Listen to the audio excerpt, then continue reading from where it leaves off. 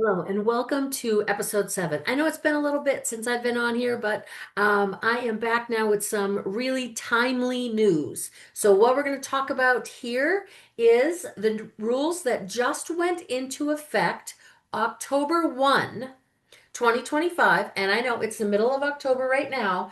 These are all of the maximums that you're allowed to bill for the additional units when it comes to care coordination. So you need to know all of these by the end of October. When you turn around and do your billing at the end of October, you'll need to make sure that you don't actually bill for more units than are allowable. Couple things happen. There are a few insurance companies out there, and so some of the Advantage plans and those such that will indeed um, still process your claim and just pay you for the ones you're allowed.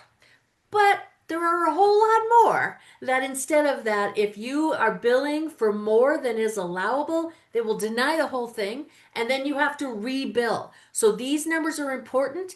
Please be sure to talk to your platform vendor to make sure that they have updated their software to reflect these changes so that you don't get a billing report that tells you to bill more than you should. If you use CrossTX, they've already put them in place, so it'll already be there for you for the end of the month, so your numbers and your billers don't have to fuddle with all of that, but you still want to make sure that you do let everyone know. So with that, let's go ahead and talk about these. So what so these are called, so this is funny to me because they're actually called medically unlikely edits. That's what MUE stands for. And so it really is that maximum that they value, which means that they say if you bill more than these, that was likely medically not necessary, and therefore it hits what they call the edits and they get denied. And so it's a very strange way of saying this is the max we'll pay for. But that's what they're saying. This is the max we'll pay for. So you'll see the codes over there on the left. These are most of them. I also, in case you are billing for some care coordination above and beyond this, I also put the link at the bottom so you can go look them all up yourself if you'd like. But these are the main ones that I think are the most necessary. So you'll see CCM, that is two, that has stayed two. I want to point something out to you because when you look at that indicator, that's in policy. So, in policy, in the actual rules and regulations, 2 additional units is what is there. I don't likely ever seeing that change until they change the policy.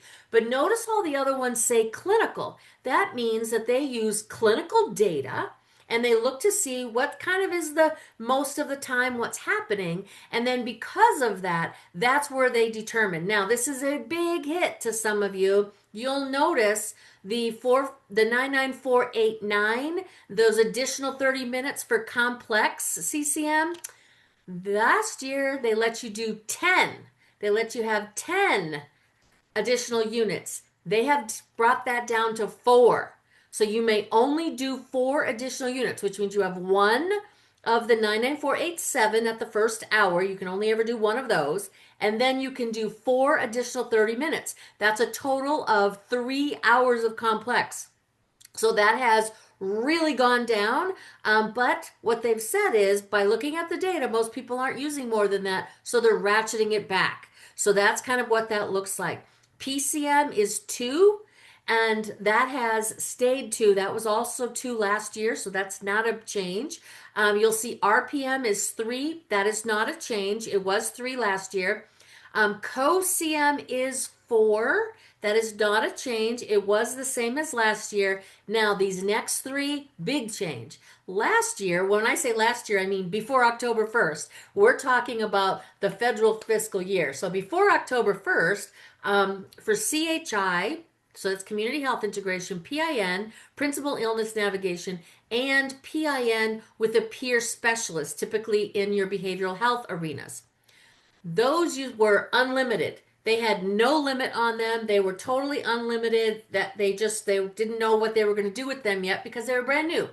Well, They have ratcheted those three all down to four. So it's just like I talked about with complex. You got that first hour, right, that you're billing that first code of, and then you can bill four additional 30 minutes. So again, they're allowing 3 hours of each of those, and not unlimited any longer. And so they said for principal illness navigation that they decided it was the nature of the service. I love that. I don't know exactly what that means.